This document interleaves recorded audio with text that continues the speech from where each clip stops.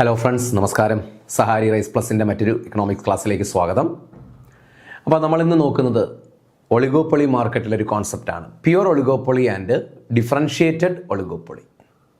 അപ്പോൾ നിങ്ങൾ മറ്റ് മാർക്കറ്റ് ഒക്കെ പഠിച്ചിട്ടുണ്ടാകും. അപ്പോൾ ഇവിടെ നമ്മൾ ഒളിഗോപ്പൊളി മാർക്കറ്റിലെ ഒരു ക്ലാസിഫിക്കേഷൻ പഠിക്കുകയാണ്. സിലബസിൽ എടുത്ത് പറയുന്നുണ്ട് pure oligopoly and differentiated oligopoly. നമുക്ക് നോക്കിയാലോ,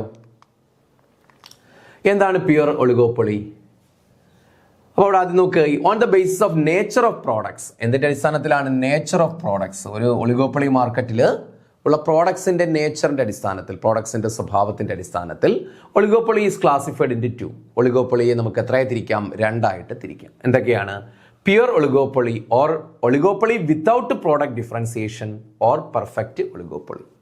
അപ്പോൾ ഒളിഗോപ്പൊളി മാർക്കറ്റ് നമുക്ക് നേച്ചർ ഓഫ് പ്രോഡക്ട്സിൻ്റെ അടിസ്ഥാനത്തിൽ രണ്ടായി തിരിക്കാം. പ്യുവർ ഒളിഗോപ്പൊളി, അല്ലെങ്കിൽ എന്ത് പറയും? ഒളിഗോപ്പൊളി വിത്തൗട്ട് പ്രോഡക്റ്റ് ഡിഫറൻസിയേഷൻ, എന്തില്ലാത്ത? പ്രോഡക്റ്റ് ഡിഫറൻസിയേഷൻ ഇല്ലാത്ത ഒളിഗോപ്പൊളി, അല്ലെങ്കിൽ പെർഫെക്റ്റ് ഒളിഗോപ്പൊളി എന്ന് പറയും. രണ്ടാമത്തെ ഡിഫറൻഷിയേറ്റഡ് ഒളിഗോപ്പൊളി.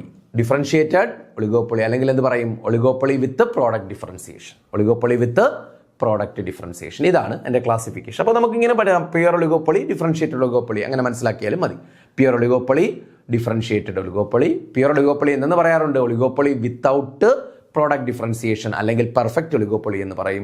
മറ്റേതിന് എന്തെന്ന് പറയും? Differentiated oligopoly or oligopoly with product differentiation. Okay ആണല്ലോ. എന്താണ് pure oligopoly? In pure oligopoly a few firms pure ഒളിഗോപ്പൊളിയിൽ എ ഫ്യൂ ഫേംസ് എന്ത് ചെയ്യുന്നു? Produce and sell homogeneous products. അതാണ് എൻ്റെ പ്രത്യേകത. അപ്പോൾ in pure oligopoly a few firms, അല്ലേ? വളരെ കുറച്ച് ഫേംസ്. ഒളിഗോപ്പൊളി മാർക്കറ്റ് നമ്മൾ പഠിച്ചു, എന്താണ്? വളരെ കുറച്ച് ഫേംസ് ആണ് അവിടെ ഉള്ളത്, അല്ലേ? അപ്പോൾ A few firms produce and sell homogeneous products. എന്താണ്? ഹോമോജീനിയസ് പ്രോഡക്ട്സ് പ്രൊഡ്യൂസ് ചെയ്യുകയും സെല് ചെയ്യുകയും ചെയ്യുന്ന ഒരു മാർക്കറ്റാണ് ഏത്? പ്യുവർ ഒളിഗോപ്പൊളി മാർക്കറ്റ് എന്ന് പറയുന്നത്. അപ്പോൾ അവിടെ ഓർക്കുക, ഹോമോജീനിയസ് പ്രോഡക്ട്സ് ആണ് എന്ത് ചെയ്യുന്നത്? അവിടെ കൈകാര്യം ചെയ്യുന്നത്. In India, industries such as steel, cement, fertilizers, there are not only few firms in them, but their products are also almost identical.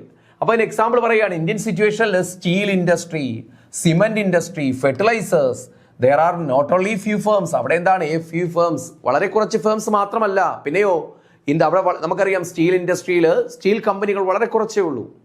അതുപോലെ സിമെന്റ് കമ്പനികൾ നമുക്ക് വിരലിലെണ്ണാവുന്ന കമ്പനികൾ മാത്രമേ ഉള്ളൂ. ഫെർട്ടിലൈസേഴ്സ്, അല്ലെ? ഫെർട്ടിലൈസർ കമ്പനികൾ. അപ്പോൾ ഇവിടെയൊക്കെ എന്താണ്? എ ഫ്യൂ ഫേംസ് ആണ് അവിടെ ഉള്ളത്. മാത്രമല്ല പിന്നെയോ അവിടെ അവർ ഐഡന്റിക്കൽ പ്രോഡക്ട്സ് ആണ്, അവർ ഉൽപ്പാദിപ്പിക്കുന്ന പ്രോഡക്ട്സ് ആൾമോസ്റ്റ് ഐഡന്റിക്കൽ ആണ്. കമ്പനികൾ വ്യത്യസ്തമാണ്, പക്ഷേ ഇപ്പോൾ സ്റ്റീൽ, എല്ലാ കമ്പനികളിലും ഒരേ സ്റ്റീൽ തന്നെയാണ്.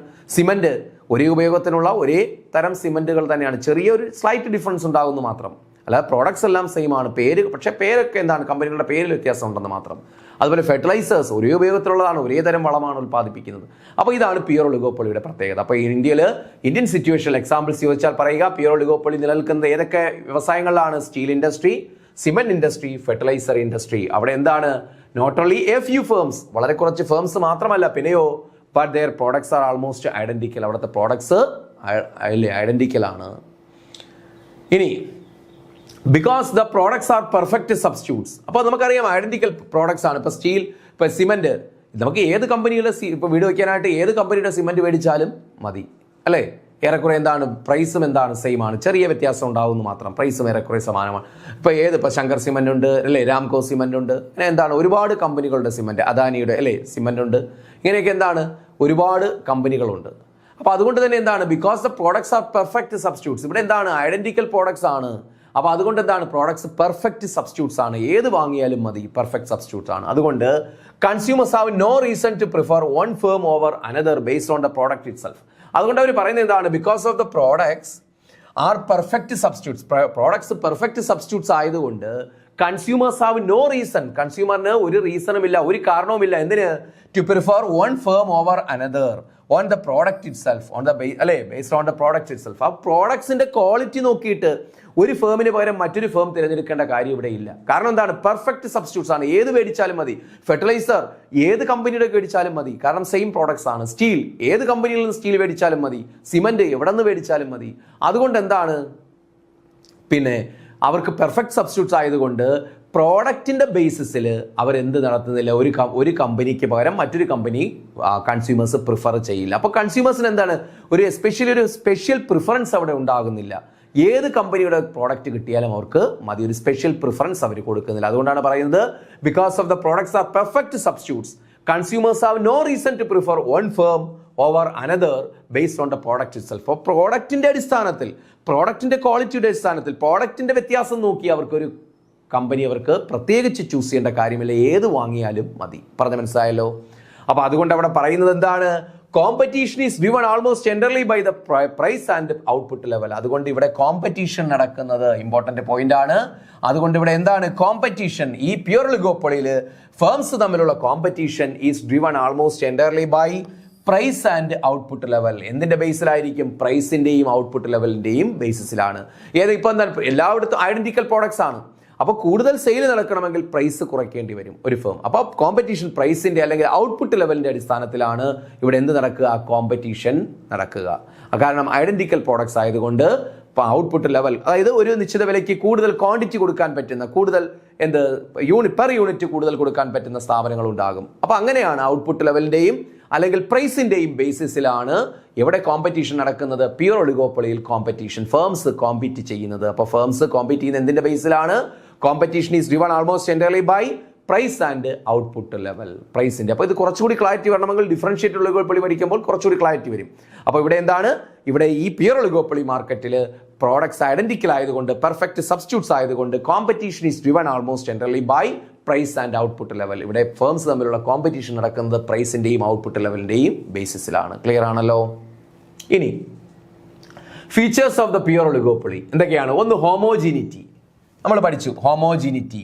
പ്രോഡക്ട്സ് എന്താണ്? ഹോമോജീനിയസ് ആണ്. The products are physically identical. Physically എന്താണ്? ഐഡന്റിക്കൽ ആണ്, ഒരുപോലെയുള്ളതാണ്. രണ്ടാമത്തത് mutual interdependence. Mutual interdependence, firms തമ്മിൽ ഒരു മ്യൂച്വൽ ഇന്റർഡിപ്പെൻഡൻസ് ഉണ്ടാക്കും. കാരണം ഇവിടെ റൈവൽറി പുലർത്തിക്കൊണ്ട് പോയിട്ട് കാര്യമില്ല. കാരണം എന്താണ്? പെർഫെക്റ്റ് സബ്സ്റ്റിറ്റ്യൂട്ട്സ് ആണ്. അപ്പോൾ അതുകൊണ്ട് ഇവർക്ക് നിലനിൽക്കണമെങ്കിൽ ഇവർ പരസ്പരം ഇങ്ങനെ പ്രൈസ് ഇങ്ങനെ കുറച്ച് കൊണ്ടുവന്ന് മത്സരിച്ചിട്ട് കാര്യമില്ല. ഒരു മ്യൂച്വൽ ഇന്റർഡിപ്പെൻഡൻസ് ഉണ്ടാവും. നമുക്ക് since the products are the same, products same ആയതുകൊണ്ട് a change in price or output by one firm influences the rivals decisions. അപ്പോൾ അതുകൊണ്ട് എന്താണ് നമ്മൾ ഒളിഗോപ്പൊളിയിൽ പഠിച്ചിട്ടുണ്ട്, since products are the same, products ഇവിടെ എന്താണ്? സെയിം ആയതുകൊണ്ട് a change in the price or output by one firm, ഒരു ഫേമിന്റെ പ്രോഡക്ട്സിൽ അല്ലെങ്കിൽ ഒരു ഫേം വരുത്തുന്ന ചേഞ്ച്, എന്തിൽ വരുത്തുന്ന ചേഞ്ച്? പ്രൈസിലോ ഔട്ട്പുട്ടിലോ വരുത്തുന്ന change influence the rivals decisions. ആരുടെ ഡിസിഷനെ സ്വാധീനിക്കും? റൈവൽസിന്റെ, അനദർ ഫേമിനെയും ബാധിക്കും. മനസ്സിലായില്ലേ? അതുകൊണ്ട് എന്ത് ചെയ്യും? അപ്പോൾ ഒരു ഫേം പ്രൈസ് കുറച്ചാൽ ബാക്കിയുള്ളവരും അത് പ്രൈസ് കുറയ്ക്കാൻ നിർബന്ധിതരാകും. കാരണം ഐഡന്റിക്കൽ പ്രോഡക്ട്സ് ആയതുകൊണ്ട് കൺസ്യൂമേഴ്സ് കൂട്ടത്തോടു കൂടി ആ വില കുറച്ച ഫേമിലേക്ക് പോകും. അതുകൊണ്ട് എന്താണ്? ഇവര് ഒരു മ്യൂച്വൽ ഇന്റർഡിപ്പെൻഡൻസിൽ ഇത്തരം ഫേംസ് വളരെ കുറച്ച് ഫേംസേ ഉള്ളൂ, ഐഡന്റിക്കൽ പ്രോഡക്ട്സ് ആണ്. അതുകൊണ്ട് ഒരു മ്യൂച്വൽ ഇന്റർഡിപ്പെൻഡൻസ് ഉണ്ടാക്കി അവർ മുന്നോട്ട് പോകും. പ്രൈസ് ഒക്കെ നിശ്ചയിക്കുന്നത് എന്ത് ചെയ്യും? അവർ ഒരുമിച്ച് ചേർന്ന് പ്രൈസ് നിശ്ചയിക്കുന്നു, ബാക്കി തീരുമാനം ഔട്ട്പുട്ട് ലെവലൊക്കെ അവർ ഒരുമിച്ച് നിശ്ചയിക്കുന്നു. അതാണ് പ്രത്യേകത. മൂന്നാമത്തെ ഫീച്ചർ നോക്കുക, ബാരിയേഴ്സ് ടു എൻട്രി. പുതിയ ഫേംസിന് കടന്നു വരാൻ എന്ത് ബുദ്ധിമുട്ടുണ്ട്? എവിടെ? പ്യുർ ഒളിഗോപ്പൊളിയിൽ. കാരണം എന്താണ്? Prevent new firms from entering, അല്ലേ? പുതിയ ഫേംസിന് കടന്നു വരാൻ പ്രിവെൻഷൻ ഉണ്ട് ഇവിടെ. ബാരിയേഴ്സ് ഇൻക്ലൂഡ്, ബാരിയേഴ്സ് ഉണ്ടാകുന്ന കാരണം എന്താണ്? ഹൈ ക്യാപിറ്റൽ റിക്വയർമെന്റ്സ്, ഉയർന്ന ക്യാപിറ്റൽ റിക്വയർമെന്റ്സ്. കാരണം ഇവിടുത്തെ ഫേംസിന്റെ പ്രത്യേകം നോക്ക്, നമ്മൾ സിമെന്റ് ഇൻഡസ്ട്രി, ഫെർട്ടിലൈസർ ഇൻഡസ്ട്രി, അതുപോലെ അലൂമിനിയം ഇൻഡസ്ട്രി, അതുപോലെ പിന്നെന്താണ് നമ്മൾ മറ്റൊരെണ്ണം പറഞ്ഞ സ്റ്റീൽ ഇൻഡസ്ട്രി, ഇങ്ങനെയുള്ള വ്യവസായങ്ങളാണ്. അപ്പോൾ ഇങ്ങനെയുള്ള വ്യവസായങ്ങളെ സംബന്ധിച്ച് ഇവർ ഫ്യൂ ഇൻഡസ്ട്രീസ് മാത്രമല്ല, പിന്നെയോ ഹ്യൂജ് ഹെവി ക്യാപിറ്റൽ ആവശ്യമുള്ള വ്യവസായങ്ങൾ കൂടിയാണ്, ലാർജ് ഫേംസ് കൂടിയാണ്. അതുകൂടി ഓർക്കുക, ലാർജ് ഫേംസ് ആണ്. അപ്പോൾ അതുകൊണ്ട് ഹൈ ക്യാപിറ്റൽ റിക്വയർമെന്റ് ആവശ്യമാണ്. അപ്പോൾ പുതിയ ഫേംസിന് പെട്ടെന്ന് കടന്നു വരാൻ ബുദ്ധിമുട്ടാണ്. അപ്പോൾ നിലവിലുള്ളവരെന്താണ്? വലിയ കമ്പനികളാണ്. അപ്പോൾ അതുകൊണ്ട് പുതിയ സ്ഥാപനങ്ങൾക്ക് വരാൻ ഹൈ ക്യാപിറ്റൽ എക്യുപ്മെന്റ് വേണം. അതുകൊണ്ട് പുതിയ ഫേംസ് മടിക്കും അങ്ങോട്ട് കടന്നു വരാൻ. അതുപോലെ ടെക്നോളജിക്കൽ അഡ്വാൻസ്മെന്റ്, ആധുനിക സാങ്കേതിക വിദ്യയാണ് ഇത്തരം കമ്പനികൾ ഉപയോഗിക്കുന്നത് ഈ പ്യുർ ഒളിഗോപ്പൊളിയിൽ. അതുപോലെ ഇക്കോണമീസ് ഓഫ് സ്കെയിൽ, കാരണം ലാർജ് സ്കെയിൽ പ്രൊഡക്ഷന്റെ ബെനിഫിറ്റ് കിട്ടുന്നവരാണ്, ലാർജ് ബൾക്കായിട്ട് പ്രൊഡ്യൂസ് ചെയ്യുന്നവരാണ്.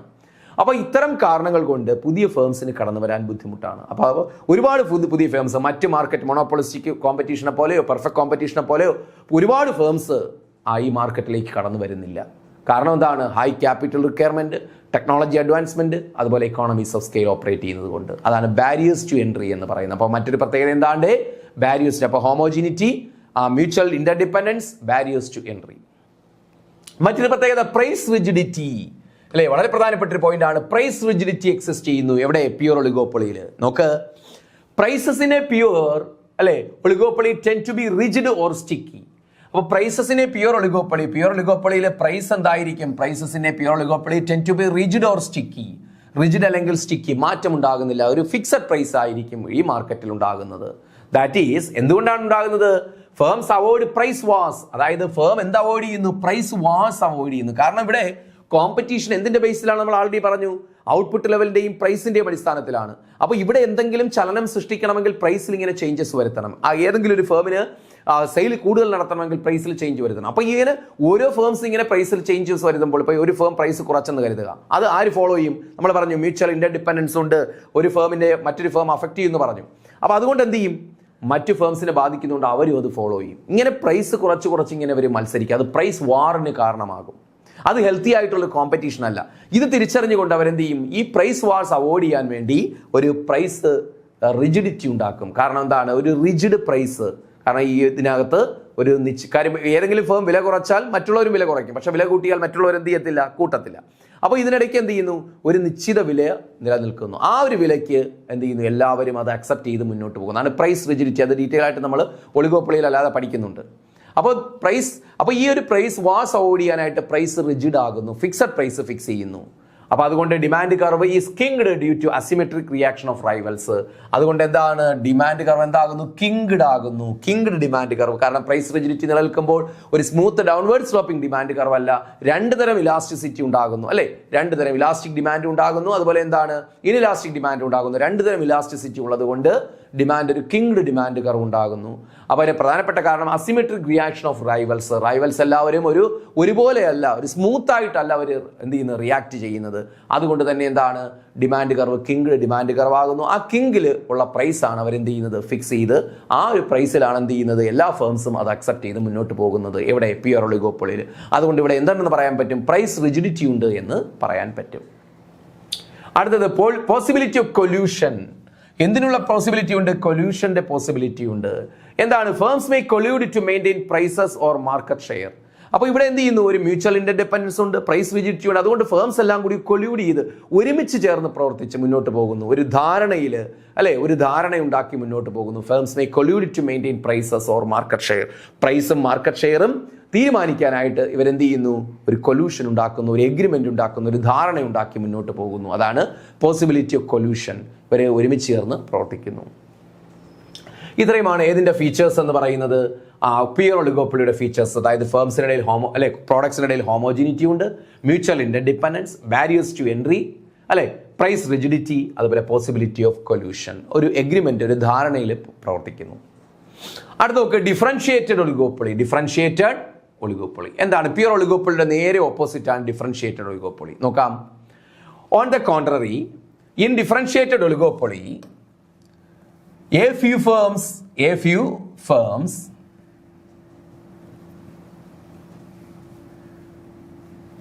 അപ്പോൾ on the contrary, in differentiated oligopoly, a few firms produce products which are differentiated but close substitutes each other. അപ്പോൾ ഈ ഡിഫറൻഷിയേറ്റഡ് ഒളിഗോപ്പൊളിയിൽ എന്താണ്? a few firms, അവിടെയും വളരെ കുറച്ച് ഫേംസേ ഉള്ളൂ. Produce products which are differentiated but close substitutes. ഇവരെന്ത് ചെയ്യുന്നു? Differentiated products ആണ് ഉൽപ്പാദിപ്പിക്കുന്നത്, but close substitutes of each other. പക്ഷേ പ്യൂർ ഒളിഗോപ്പൊളി പോലെ ഹോമോജീനിയസ് പ്രോഡക്ട്സ് അല്ല ഉൽപ്പാദിപ്പിക്കുന്നത്. പിന്നെയോ ഡിഫറൻഷിയേറ്റഡ് പ്രോഡക്ട്സ്, വ്യത്യസ്തങ്ങളായ പ്രോഡക്ട്സ് ഉൽപ്പാദിപ്പിക്കുന്നു. പക്ഷേ അവ എന്തുമായിരിക്കും? ക്ലോസ് സബ്സ്റ്റിറ്റ്യൂട്ട് ഗുഡ്സും ആയിരിക്കും. എവിടെ? അപ്പോൾ ഡിഫറൻഷിയേറ്റഡ് ഒളിഗോപ്പൊളിയിൽ എന്ത്? ഹോമോജീനിയസ് പ്രോഡക്ട്സ് അല്ല, ഡിഫറൻഷിയേറ്റഡ് പ്രോഡക്ട്സ് ആണ് ഉൽപ്പാദിപ്പിക്കുന്നത്, but they are close substitutes. പക്ഷേ എന്താണ്? ഒരു ഫേമിന്റെ പ്രോഡക്റ്റ് ഇല്ലെങ്കിലും അതിന് പകരം മറ്റൊരു ഫേമിന്റെ പ്രോഡക്ട്സ് യൂസ് ചെയ്യാൻ സാധിക്കും. പക്ഷേ എന്ത് പ്രോഡക്ട്സ് ആണ് ഡിഫറൻഷിയേറ്റഡ് പ്രോഡക്ട്സ്? എക്സാമ്പിൾസ്: ഓട്ടോമൊബൈൽസ്, വാഹനങ്ങൾ. ഇപ്പൊ കാർ എന്താണ്? ഒരു കാർ കമ്പനിയുടെ കാർ ഇല്ലെങ്കിൽ നമുക്ക് മറ്റൊരു കാർ വാങ്ങാൻ പറ്റും, കാര്യം സബ്സ്റ്റിറ്റ്യൂട്ട്സ് ആണ്. പക്ഷേ എന്താണ്? കാറുകൾ തമ്മിൽ മോഡലിൽ വ്യത്യാസമുണ്ട് അല്ലെ, കളറിൽ വ്യത്യാസമുണ്ട്, അതിൻ്റെ ടെക്നോളജിയിൽ വ്യത്യാസമുണ്ട്. അതാണ് ഡിഫറൻഷിയേറ്റഡ് എന്ന് പറഞ്ഞിരിക്കുന്നത്. അതുപോലെ സിഗരറ്റ്, പലതരത്തിലുള്ള സിഗരറ്റ് കമ്പനികളുണ്ട്. നമുക്ക് എന്താണ്? ഒരു കമ്പനിയുടെ അല്ലെങ്കിൽ മറ്റൊരു കമ്പനിയുടെ മേടിക്കാം. അതുപോലെ സോഫ്റ്റ് ഡ്രിങ്ക്സ്, ടാൽക്കം പൗഡർ അല്ലേ, ഇങ്ങനെ എന്താണ്? ഒരുപാട് കമ്പനികൾ. കാര്യം എല്ലാത്തിൻ്റെ ഉപയോഗം ഒന്ന് തന്നെയാണ്.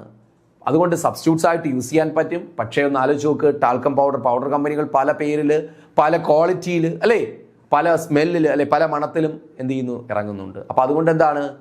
അവിടെ വ്യത്യസ്തതയുണ്ട്. അതുകൊണ്ടാണ് ഡിഫറൻഷിയേറ്റഡ് പ്രോഡക്ട്സ് എന്ന് പറഞ്ഞിരിക്കുന്നത്. ഓക്കെ, ഇനി price change of one seller will have less direct effect upon his rival seller. അപ്പോൾ ഡിഫറൻഷിയേറ്റഡ് ഒളിഗോപ്പൊളി ഏതുപോലെയല്ല, പ്യുവർ ഒളിഗോപ്പൊളി പോലെയല്ല. അവിടെ പ്രൈസിന്റെയും ഔട്ട്പുട്ട് ലെവലിന്റെയും എന്താണ് ബേസിലാണ് കോമ്പറ്റീഷൻ നടക്കുന്നത്. ഇവിടെയോ price change of one seller will have less direct effect upon the rival seller. അതായത് ഇവിടെ ഈ മാർക്കറ്റിൽ, ഡിഫറൻഷിയേറ്റഡ് ഒളിഗോപ്പൊളി മാർക്കറ്റിൽ price change of one seller, ഒരു സെല്ലർ നടത്തുന്ന price change will have less direct effect upon his rival seller. Rival സെല്ലറിൽ less direct effect ഉണ്ടാക്കുന്നുണ്ട്, പക്ഷേ വളരെ കുറഞ്ഞ ഇഫക്റ്റ് മാത്രമേ. ഏതുപോലെയുള്ള ഇഫക്റ്റ് ഉണ്ടാക്കില്ല? പ്യുവർ ഒളിഗോപ്പൊളിയിൽ ഒരു ഫേമിന്റെ പ്രൈസ് റൈവൽ ഫേംസിന്റെ പ്രൈസിൽ അല്ലെങ്കിൽ റൈവൽ ഫേംസിന്റെ ഔട്ട്പുട്ടിൽ ഇൻഫ്ലുവൻസ് ചെയ്യുന്നത് പോലെ ഒരു ഡയറക്റ്റ് ഇഫക്റ്റ് എവിടെ ഉണ്ടാകുന്നില്ല? പ്രൈസ് ചേഞ്ച് മൂലം എവിടെ ഉണ്ടാകുന്നില്ല? ഡിഫറൻഷിയേറ്റഡ് ഒളിഗോപ്പൊളിയിൽ ഉണ്ടാകുന്നില്ല. നോക്ക്, in other words, under differentiated oligopoly, the assumption of interdependence among few sellers become less intense than pure oligopoly. അതുകൊണ്ടാണ് അവർ പറയുന്നത് under differentiated oligopoly, the assumption of interdependence among few sellers. നമ്മൾ ഇത് എവിടെ പറഞ്ഞു? പ്യുവർ ഒളിഗോപ്പൊളിയിൽ പറഞ്ഞു ഇന്റർഡിപെൻഡൻസ് among സെല്ലേഴ്സ്, ഫേംസിനിടയിൽ interdependence ഉണ്ടെന്ന് പറഞ്ഞു. അതുകൊണ്ട് ഇവിടെ പറയുന്നു, ഇവിടെ പ്രൈസ് ചേഞ്ച് മൂലം, പ്രൈസ് ചേഞ്ച് റൈവൽ ഫേംസിൽ ലെസ് ഇഫക്റ്റ് ഉണ്ടാക്കുന്നത് കൊണ്ട് എന്ത് ചെയ്യുന്നു? ഏത് assumption? Interdependence among few sellers, സെല്ലേഴ്സിനിടയിലുള്ള ഇന്റർഡിപെൻഡൻസ് ബിക്കം ലെസ് ഇന്റൻസ്. വളരെ ഇന്റൻസ് അല്ല, വളരെ തീവ്രമായിട്ടുള്ള ഒരു ഇന്റർഡിപെൻഡൻസ് ഇല്ല. ഇന്റർഡിപെൻഡൻസ് ഉണ്ടാകാം, പക്ഷെ വളരെ തീവ്രമായ ഒരു ഇന്റൻസ് ആയിട്ടുള്ള ഒരു ഇന്റർഡിപെൻഡൻസ് എവിടെ ഉണ്ടാകുന്നില്ല?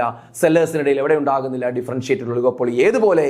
പ്യുവർ ഒളിഗോപ്പൊളിയിൽ വളരെ ഇന്റൻസ് ആയിട്ടുള്ള മ്യൂച്വൽ ഇന്റർഡിപെൻഡൻസ് ഉണ്ട് സെല്ലേഴ്സിനുണ്ട്. കാരണം എന്താണ്? ഒരു ഫേമിന്റെ പ്രൈസ് ചേഞ്ച് മറ്റൊരു ഫേമിനെ അഫക്ട് ചെയ്യുന്നു. പക്ഷെ ഇവിടെ എന്താണ്? ഒരു ഫേമിന്റെ പ്രൈസ് ചേഞ്ച് റൈവൽ ഫേംസിന് വളരെ ലെസ് ഡയറക്റ്റ് ഇഫക്റ്റ് മാത്രമേ ഉണ്ടാക്കുന്നുള്ളൂ.